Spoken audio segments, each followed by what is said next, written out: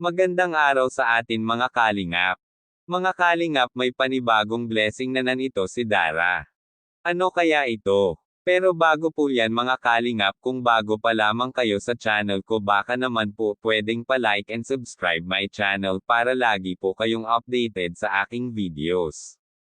At huwag din po natin kalimutan mga kalingap na pakisuportahan ang ama ng kalingap na si Val Santos Matubang at Kalingap Rob Matubang, pati na rin ang viewers at reactioners. Maraming salamat po. Mga kalingap, may panibago pong blessing muli ang natanggap ni Dara mula na naman sa isang mabuting sponsor.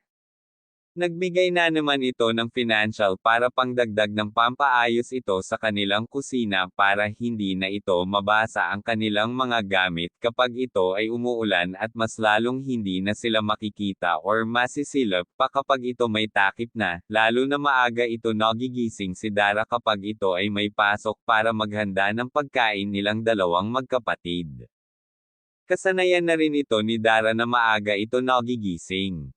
Kaya sabi nga ito ni Kuya Rab ay gagawin nila ang lahat king ano ang nararapat para sa ikakabuti at ikakaligtas ng dalawang magkapatid na si Dara at Bea. Ipapaayos na rin nila ito mga kalingap ang kanilang tubig para hindi na rin sila ito mahihirapan pa sa pag-iigib. Kaya mga kalingap, nagpapasalamat na naman ito si Dara dahil sa panibagong nag-sponsor na naman sa kanya at panibagong blessings muli niyang natanggap.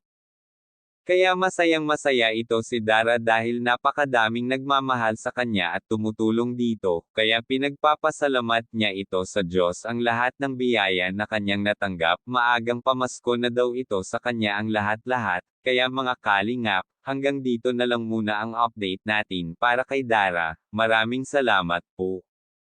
Thank you for watching and God bless us all.